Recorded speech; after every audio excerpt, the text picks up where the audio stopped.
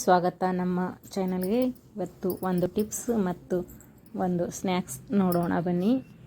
ಈ ಥರ ಮಾಡಿದರೆ ಬೆಣ್ಣೆನ ಸುಲಭವಾಗಿ ಕೆನೆಯಿಂದ ತೆಗೆಯೋಕ್ಕೆ ಬರ್ತದೆ ಅಂತ ಹೇಳ್ತಾ ಇದ್ದಾರೆ. ನೋಡೋಣ ಬನ್ನಿ. ಒಂದು ಪಾತ್ರೆಗೆ ನಾವು ಕೆನೆಯನ್ನು ಹಾಕಿ ಜಮಾಸಿಡ್ತೇವಲ್ಲ, ಆ ಕೆನೆಯನ್ನು ಹಾಕ್ಕೊಳ್ಬೇಕು. ಇದು ಸುಮಾರು ಒಂದು ವಾರದ ಕೆನೆ ಇದೆ ಅನಿಸುತ್ತೆ. ಇಲ್ಲ, ಒಂದು ಬುಟ್ಟೆಯಲ್ಲಿ ತೆಗೆದು ಇದಕ್ಕೆ ಒಂದು ಸಿಗರೇಟ್ ವಸ್ತುವನ್ನು ಹಾಕಿದರೆ ಬೆಣ್ಣೆ ಚೆನ್ನಾಗಿ ಬೇಗನೆ ಬರುತ್ತೆ ಅಂತ ಹೇಳ್ತಾ ಇದ್ದಾರೆ. ನೋಡೋಣ. ಬೆಣ್ಣೆ ಮಾಡುವ ಅನೇಕ ವಿಧಾನಗಳು ಯೂಟ್ಯೂಬ್ನಲ್ಲಿ ಅಪ್ಲೋಡ್ ಮಾಡಿದ್ದೇನೆ, ನೀವು ಸರ್ಚ್ ಮಾಡ್ಬೋದು. ಒಂದು ಈನೋ ಪಾಕೆಟನ್ನು ಕಟ್ ಮಾಡಿ ಹಾಕ್ತಾ ಇದ್ದಾರೆ. ಈನೋ ಪಾಕೆಟ್ ಹಾಕೋದ್ರಿಂದ ಎಲ್ಲ ಬೆಣ್ಣೆ ಬೇಗನೆ ಮಾಡೋಕ್ಕೆ ಬರುತ್ತೆ.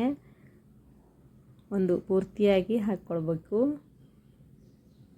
ಇದನ್ನು ಎಲ್ಲ ಕಡೆ ಹಾಕಿ ಚೆನ್ನಾಗಿ ಕಲಿಸ್ತಾ ಬಂದರೆ ಬೆಣ್ಣೆ ಬೇಗನೆ ಬರುತ್ತೆ ಅಂತ ಹೇಳ್ತಾ ಇದ್ದಾರೆ.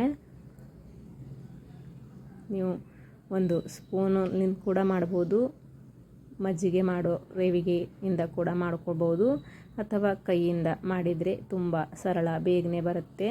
ಎಲ್ಲದಕ್ಕಿಂತಲೂ ಕೈಯಿಂದ ಮಾಡಿದರೆ ಒಳ್ಳೆಯದು. ಇದೇ ಥರ ಮಾಡ್ತಾ ಕಲಿಸ್ತಾ ಬಂದರೆ ಬೇಗನೆ ಬೆಣ್ಣೆ ಬರುತ್ತೆ. ನೀವು ಟ್ರೈ ಮಾಡಿ ನೋಡಿ. ನಾನು ಸಹ ಟ್ರೈ ಮಾಡಿಯೇ ವಿಡಿಯೋ ಹಾಕ್ತಾಯಿದ್ದೇನೆ. ತುಂಬ ಚೆನ್ನಾಗಿ ಬಂದಿತ್ತು. ನೀವು ಟ್ರೈ ಮಾಡಿ ನೋಡಿ. ಇದೇ ಥರ ಮಾಡ್ತಾ ಬರಬೇಕು. ನೋಡಿ, ಬೆಣ್ಣೆ ಬರ್ತಾ ಇದೆ. ಮಿಕ್ಸರ್ ಜಾರಿಗೆ ಹಾಕೋದು ಬೇಡ, ಕೈಯಿಂದ ಗೊಟ್ಟಾಯಿಸೋದು ಬೇಡ. ಮತ್ತು ಮಿಕ್ಸರ್ ಜಾರೆಲ್ಲ ಬಿಸಿ ನೀರಿಂದ ಕ್ಲೀನ್ ಮಾಡೋಕ್ಕೆ ತ್ರಾಸಾಗುತ್ತೆ, ಎಲ್ಲ ಬೇಗ ಬರೋದಿಲ್ಲ. ಈ ಥರ ಮಾಡಿದರೆ ಚೆನ್ನಾಗಿ ಬರುತ್ತೆ. ಒಂದು ಪಾತ್ರೆಯಲ್ಲಿ ಮಾಡ್ಕೊಳ್ಬೋದು. ಇದೇ ಥರ ಮಾಡ್ತಾ ಬರಬೇಕು. ನೋಡಿ, ಬೆಣ್ಣೆ ಒಂದು 2 ಐಸ್ ಕ್ಯೂಬ್ ಬೇಕಾದರೂ ಹಾಕ್ಕೊಳ್ಬೋದು. ತುಂಬ ಬಿಸಿಲು ಬೇಸಿಗೆ ಇತ್ತಂದರೆ 2 ಐಸ್ ಕ್ಯೂಬ್ ಹಾಕಿದರೂ ಕೂಡ ಇದರಲ್ಲಿ ಬೇಗನೆ ಬರುತ್ತೆ. ಇವಾಗ ಅಂದರೆ ಮಳೆಗಾಲ, ಚಳಿಗಾಲದಲ್ಲಿ ಐಸ್ ಕ್ಯೂಬ್ ಹಾಕದಿದ್ರೂ ನಡೆಯುತ್ತೆ. ಬರೀ ಇನ್ನೂ ಸೋಡಾ ಹಾಕಿದರೂ ಸಾಕು. ನೋಡಿ, ಈ ಥರ ಆಗುತ್ತೆ. ಒಂದು 10 ನಿಮಿಷದಲ್ಲಿ ರೆಡಿ ಆಗುತ್ತೆ. ಇದಕ್ಕೆ ಈ ಥರ ಮಾಡಿಕೊಂಡು ಇದಕ್ಕೆ ಸ್ವಲ್ಪ ಸ್ವಲ್ಪ ನೀರನ್ನ ಹಾಕ್ತಾ ಬರಬೇಕು. ನೀರು ಹಾಕೋದ್ರಿಂದ ಬೆಣ್ಣೆ ಕ್ಲೀನ್ ಮಾಡ್ಕೊಳ್ಬೋದು. ಮತ್ತು ಬೆಣ್ಣೆ ಒಂದೇ ಕಡೆ ಆಗಿ ಮಾಡಿ ನೀರಿನಿಂದ ಸ್ವಚ್ಛ ಮಾಡಿಕೊಂಡು ಬೆಣ್ಣೆ ತುಪ್ಪನ ಕಾಸ್ಕೋಬೋದು. ನೋಡಿ, ಈ ಥರ ಬರುತ್ತೆ. ನೀವು ಟ್ರೈ ಮಾಡಿ ನೋಡಿ, ಇನ್ನೊಬ್ಬರಿಗೂ ಶೇರ್ ಮಾಡಿ. ಇದೇ ಥರ ವಿಡಿಯೋಗಳಿಗಾಗಿ ಸಬ್ಸ್ಕ್ರೈಬ್ ಮಾಡಿ. ಸಬ್ಸ್ಕ್ರೈಬ್ ಮಾಡಿದವರಿಗೆಲ್ಲ ನನ್ನ ಧನ್ಯವಾದಗಳು. ಈಗ ಬೆಣ್ಣೆಯನ್ನು ಒಂದು ಪಾತ್ರೆಗೆ ಹಾಕಿ ಕಾಸೋದು ತೋರಿಸ್ತಾ ಇದ್ದಾರೆ. ನೋಡೋಣ. ಒಂದು ಪ್ಯಾನಿಗೆ ಹಾಕಿ ಬೆಣ್ಣೆಯನ್ನು ಕಾಸ್ಕೊಳ್ಬೋದು. ಹಾಗೆ ಕೂಡ ಒಂದು ಡಬ್ಬೆಯಲ್ಲಿ ಫ್ರಿಜ್ನಲ್ಲಿ ಇಟ್ಟು ನೀವು ಬೆಣ್ಣೆ ಎದಕ್ಕೆ ಬೇಕಾದರೂ ಯೂಸ್ ಮಾಡ್ಕೊಳ್ಬೋದು. ತುಂಬ ಚೆನ್ನಾಗಿ ಬರುತ್ತೆ ಬೆಣ್ಣೆ. ಇಷ್ಟೊಂದು ಬೆಣ್ಣೆ ಬಂದಿದೆ ನೋಡಿ. ಗ್ಯಾಸನ್ನ ಹಚ್ಚಿ ಪ್ಯಾನ್ನ ಇಡಬೇಕು ಬೆಣ್ಣೆ ಕಾಸಲು, ತುಪ್ಪ ಮಾಡಲು. ತುಂಬ ಜನ ಹಾಗೆ ವಿಡಿಯೋ ನೋಡ್ತಾ ಇದ್ದೀರಾ. ಸಬ್ಸ್ಕ್ರೈಬ್ ಮಾಡಿ, ಲೈಕ್ ಮಾಡಿ, ಶೇರ್ ಮಾಡಿ ಇನ್ನೊಬ್ಬರಿಗೂ. ಬೆಣ್ಣೆ ಕರಗ್ತಾ ಇದೆ. ಆಕಳು ತುಪ್ಪ ಇದ್ದರೆ ತುಂಬ ಒಳ್ಳೆಯದು ಆರೋಗ್ಯಕ್ಕೆ. ಇಲ್ಲಾಂದರೆ ದಿನಾಲು ಸ್ವಲ್ಪವಾದರೂ ತುಪ್ಪನ ಊಟ ಮಾಡಿ ಬಂದರೆ ಆರೋಗ್ಯಕ್ಕೆ ತುಂಬ ಒಳ್ಳೆಯದು. ಅತಿಯಾಗಿ ಅಮೃತ ವಿಷವಾಗುತ್ತವೆ. ಅದಕ್ಕೆ ತುಪ್ಪ ಆದರೂ, ಹಾಲಾಗಲಿ, ಮೊಸರಾಗಲಿ, ಯಾವುದೇ ವಸ್ತು ಆಗಲಿ ಲಿಮಿಟೆಡ್ ಅಂದರೆ ಮಿತವಾಗಿ ಬಳಸಿದರೆ ಅಮೃತವಾಗುತ್ತೆ. ಅತಿಯಾದರೆ ಅಮೃತವು ವಿಷವಾಗುತ್ತೆ ಅಂತ ಗಾದೆ ಮಾತಿದೆ. ಆ ಥರ ತುಪ್ಪನ ದಿನಾಲು ಸ್ವಲ್ಪ ಊಟ ಮಾಡಬೇಕು. ನೋಡಿ, ಎಲ್ಲ ಕರಗ್ತಾ ಇದೆ ಬೆಣ್ಣೆ. ತುಪ್ಪ ಕಾಸುವಾಗ ಒಬ್ರೊಬ್ಬರು ಒಂದೊಂದು ಹಾಕ್ತಾರೆ. ಒಬ್ಬರು ಲವಂಗ ಹಾಕಿ ಕಾಯಿಸ್ತಾರೆ, ಒಬ್ಬರು ಬೆಳ್ಳುಳ್ಳಿ ಹಾಕ್ತಾರೆ, ಬೆಲ್ಲ ಹಾಕಿಡಬೇಕು ಅಂತ ಹೇಳ್ತಾರೆ. ಎಲ್ಲಕ್ಕಿಂತ ಬೆಸ್ಟ್ ಅಂದರೆ ವೀಳ್ಯದೆಲೆ ಹಾಕಿದರೆ ತುಪ್ಪ ಘಮ್ ಅಂತಂತೆ ತುಂಬ ದಿನಗಳ ಕಾಲ ಚೆನ್ನಾಗಿರುತ್ತೆ. ಒಂದು ವೀಳ್ಯದೆಲೆನ ಹಾಕಬೇಕು. ತುಪ್ಪ ಆಗಿದೆ. ಇದು ಆಕಳ ತುಪ್ಪ ಆಗಿರೋದ್ರಿಂದ ಯೆಲ್ಲೋ ಕಲರ್ ಬಂದಿದೆ. ಅಂದರೆ ಆಕಳ ಹಾಲಿನ ಕೆನೆಯಿಂದ ಮಾಡಿರೋದ್ರಿಂದ ಈ ಥರ ಕಲರ್ ಬರುತ್ತೆ. ಸ್ವಲ್ಪ ತಣ್ಣಗಾದ ನಂತರ ಒಂದು ಜಾರ್ನಲ್ಲಿ ಗಾಳಿಸಿ ಒಂದು ಬಾಟ್ಲಿಯಲ್ಲಿ ತುಂಬಿಡಬೇಕು. ಒಂದು ಸ್ವಲ್ಪ ಬೆಲ್ಲ ಹಾಕಿಟ್ರೆ ತುಂಬ ದಿನಗಳ ಕಾಲ ಚೆನ್ನಾಗಿರುತ್ತೆ. ನೋಡಿ ಈ ಥರ ಆಗಿದೆ. ಇನ್ನೊಂದು ಸ್ನ್ಯಾಕ್ಸ್ ರೆಸಿಪಿನ ನೋಡ್ಕೊಂಡು ಬರೋಣ. ಇದು ಸಾಬುದಾಣೆದ್ದು. ಈ ಥರ ಸಾಬುದಾಣೆನ ಒಂದು ಬಟ್ಲಷ್ಟು ಸಾಬುದಾಣೆನ ತೊಗೊಂಡು ಒಂದು ಅರ್ಧ ಬಟ್ಲಷ್ಟು ಶೇಂಗಾನ ತೊಗೊಳ್ಬೇಕು. ಮತ್ತು ಒಂದು ಸ್ವಲ್ಪ ಫ್ಲೇವರ್ಗೋಸ್ಕರ ಕರಿಬೇವನ್ನ ಹಾಕ್ಕೊಳ್ಬೇಕು. ಸ್ವಲ್ಪ ಹುರ್ಕೊಳ್ಬೇಕು, ಅಂದರೆ ಕೆಂಪಗಾಗೋರಿಗಂತಲ್ಲ, ಸ್ವಲ್ಪ ಕ್ರಿಸ್ಪಿ ಆಗೋಕ್ಕೆ ಸ್ವಲ್ಪ ಹುರಿದ್ರೆ ಸಾಕು.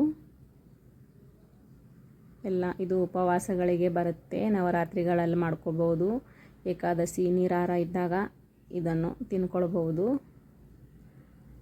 ಉಪವಾಸದ ತುಂಬ ರೆಸಿಪಿಗಳಲ್ಲೂ ಯೂಟ್ಯೂಬ್ನಲ್ಲಿ ಅಪ್ಲೋಡ್ ಮಾಡಿದ್ದೇನೆ, ನೀವು ನೋಡ್ಬೋದು, ಸರ್ಚ್ ಮಾಡಿ. ಇವಾಗ ಮಿಕ್ಸಿ ಜಾರಿಗೆ ಹಾಕ್ಕೊಳ್ಬೇಕು. ಸ್ವಲ್ಪ ತಣ್ಣಗಾದ ನಂತರ ಸ್ವಲ್ಪ ಪೌಡ್ರ್ ಥರ ಮಾಡ್ಕೊಂಡು ಬಂದರೆ ಇದನ್ನು ಸ್ನ್ಯಾಕ್ಸ್ ಮಾಡೋಕ್ಕೆ ಬರುತ್ತೆ. ನೀವು ಸಪ್ರೇಟಾಗಿ ಸಾಬುದಾಣಿ ಮಾಡಿಕೊಂಡು ಶೇಂಗಾ ಪುಡಿ ಇದ್ದರೆ ಹಾಕ್ಕೊಳ್ಬೋದು, ಒಟ್ಟಿಗೆ ಮಾಡ್ಕೊಳ್ಬೋದು. ಮಿಕ್ಸಿ ಜಾರಿಗೆ ಹಾಕಿ ಪೌಡ್ರ್ ಥರ ಮಾಡಿಕೊಂಡು ಈ ಥರ ಆಗಬೇಕು. ಸ್ವಲ್ಪ ತರಿ ತರಿ ಆದರೂ ನಡೆಯುತ್ತೆ, ತುಂಬ ಏನು ಪೌಡ್ರ್ ಥರ ಮಾಡ್ಕೋಬೇಕಂತೇನಿಲ್ಲ. ನಂತರ ಒಂದು ಆಲೂಗಡ್ಡೆನ ಸಿಪ್ಪೆ ತೆಗೆದು ತೊಳೆದು ಹಾಕ್ಕೊಳ್ಬೇಕು. ಸ್ವಲ್ಪ ನೀರು ಹಾಕಿ ರುಬ್ಬಿದರೆ ಪೇಸ್ಟ್ ಥರ ಆಗುತ್ತೆ, ಅದಕ್ಕೆ ಸ್ವಲ್ಪ ನೀರನ್ನು ಹಾಕ್ಕೊಳ್ಬೇಕು. ನೋಡಿ ಈ ಥರ ಪೇಸ್ಟ್ ಥರ ಮಾಡಿಕೊಂಡು, ಅಂದರೆ ಸ್ವಲ್ಪ ಗಟ್ಟಿನೇ ಇರಬೇಕು, ತುಂಬ ನೀರು ಹಾಕಿ ತೆಳುವಾಗಿ ಮಾಡ್ಕೊಳ್ಬಾರ್ದು. ತುಂಬ ಗಟ್ಟಿ ಅನ್ನಿಸ್ತಾ ಇದ್ದರೆ ಸ್ವಲ್ಪ ನೀರನ್ನು ಹಾಕ್ಕೋಬೇಕು. ಇದು ಒಂದು ಪಾತ್ರೆಗೆ ತೆಗೆದು ಮಿಕ್ಸರ್ ಜಾರಿನಿಂದ ವಾಸಕ್ಕೆ ಮಾಡ್ತಾಯಿದ್ರೆ ಸೈದ ಲವಣ ಹಾಕ್ಕೊಳ್ಬೇಕು. ಇಲ್ಲಾಂದರೆ ಸ್ವಲ್ಪ ಉಪ್ಪನ್ನ ಹಾಕ್ಕೊಂಡು ಮಾಡ್ಕೊಳ್ಬೋದು. ಸ್ವಲ್ಪ ಕೊತ್ತಂಬರಿನ ಕಟ್ ಮಾಡಿ ಸಣ್ಣಗೆ ಹಾಕ್ಕೊಳ್ಬೇಕು. ಒಣಗಿದ ಮೆಣಸಿನ್ಕಾಯಿ ಇದ್ದರೆ ಈ ಥರ ಪುಡಿ ಸ್ವಲ್ಪ ಮಾಡಿ ಹಾಕ್ಕೊಳ್ಬೇಕು. ಹಸಿಮೆಣಸಿನ್ಕಾಯಿ ಸಣ್ಣಗೆ ಹೆಚ್ಚಿ ಹಾಕ್ಕೊಂಡು ಉಪ್ಪನ್ನ ರುಚಿಗೆ ತಕ್ಕಷ್ಟು ಹಾಕ್ಕೊಳ್ಬೇಕು. ಉಪ್ಪು ಹಾಕಲ್ಲ ಉಪವಾಸಕ್ಕೆ ಅಂದರೆ ಸೈದ ಲವಣ ಬಳಸ್ಕೋಬಹುದು. ಎಲ್ಲ ಚೆನ್ನಾಗಿ ಕಲಿಸ್ಕೊಳ್ಳಿ. ನಾನು ಉಪವಾಸಕ್ಕೆ ಮಾಡ್ತಾ ಇಲ್ಲ, ಅದಕ್ಕೆ ಉಪ್ಪನ್ನು ಹಾಕಿದ್ದೇನೆ. ನೀವು ನವರಾತ್ರಿ ಹಿಟ್ಟನ್ನು ಟೇಸ್ಟ್ ಮಾಡಿ ಉಪ್ಪು ಸರಿ ಇದೆಯಲ್ಲ ನೋಡಿಕೊಂಡು ಮತ್ತೆ ಬೇಕಾದರೂ ಹಾಕ್ಕೊಳ್ಬೋದು. ಈ ಥರ ಬಾಲ್ ಥರ ಮಾಡಿ ಎಣ್ಣೆಯಲ್ಲಿ ಕರ್ಕೊಳ್ಬೋದು. ನಮಗೆ ಇಷ್ಟೊಂದು ಆಯಿಲ್ನಲ್ಲಿ ಆಗಲ್ಲ ತಿನ್ನೋಕ್ಕೆ ಅಂದರೆ ನೀವು ಸ್ವಲ್ಪ ಅಂದರೆ ವಡದ ಥರ ಪ್ರೆಸ್ ಮಾಡಿ ಹಂಚಿನ ಮೇಲೆ ಎಣ್ಣೆ ಹಾಕಿ ಬೇಯಿಸ್ಕೊಳ್ಬೋದು. ಇಲ್ಲಾಂದರೂ ಫಡ್ಡಿನ ಥರ ಕೂಡ ಮಾಡ್ಕೋಬೋದು. ಸ್ವಲ್ಪ ಎಣ್ಣೆ ಬೇಕಂದರೆ ಇವು ವಡದ ಥರ ಆಗ್ತವೆ ಟೇಸ್ಟು. ಎಣ್ಣೆಯಲ್ಲಿ ಕರೆದ್ರೆ ಮಕ್ಕಳು ಕೂಡ ಇಷ್ಟಪಟ್ಟು ತಿಂತಾರೆ. ಆಲೂಗಡ್ಡೆ ಇರೋದ್ರಿಂದ ತುಂಬ ಟೇಸ್ಟ್ ಆಗುತ್ತವೆ. ಒಮ್ಮೆ ಟ್ರೈ ಮಾಡಿ ನೋಡಿ. ಈ ಉಪವಾಸಗಳಿಗೆ ದಸರಾಗಳಲ್ಲಿ ನವರಾತ್ರಿಯಲ್ಲಿ ಮಾಡಿ ತಿನ್ಕೊಳ್ಳಿ. ನೋಡಿ, ನೀವು ಸೈಜು ಚಿಕ್ಕದು ಬೇಕಾದರೆ ಚಿಕ್ಕದ್ದು, ದೊಡ್ಡ ಸೈಜ್ ಬೇಕಾದರೆ ದೊಡ್ಡದು ಮಾಡ್ಕೊಳ್ಳಿ. ನೋಡಿ ಈ ಥರ ಆಗುತ್ತವೆ. ಜೀರಿಗೆ ಬೇಕಾದರೂ ಹಾಕ್ಕೊಳ್ಬೋದು. ಕೆಂಪಗೆ ಕಲರ್ ಬರೋದಿಲ್ಲ ಕರೆದ್ರೆ, ಯಾಕಂದರೆ ಆಲೂಗಡ್ಡೆ ಸಾಬುದಾಣಿ ಬೆಳ್ಳಗಿರೋದ್ರಿಂದ ಅಷ್ಟೊಂದು ಕಲರ್ ಬರೋದಿಲ್ಲ. ಇದರೆಲ್ಲ ಸ್ನ್ಯಾಕ್ಸ್ ರೆಸಿಪಿ ಒಂದು ಟಿಪ್ಸು. ಇಷ್ಟ ಆದರೆ ಲೈಕ್ ಮಾಡಿ, ಇನ್ನೊಬ್ಬರಿಗೂ ಶೇರ್ ಮಾಡಿ. ಸಬ್ಸ್ಕ್ರೈಬ್ ಮಾಡಿದವರಿಗೆಲ್ಲ ನನ್ನ ಧನ್ಯವಾದಗಳು. ಈ ದಸರಾ ಉಪವಾಸಗಳಿಗೆ ಈ ಥರ ಟ್ರೈ ಮಾಡಿ ನೋಡಿ, ತುಂಬ ಚೆನ್ನಾಗಿರುತ್ತೆ.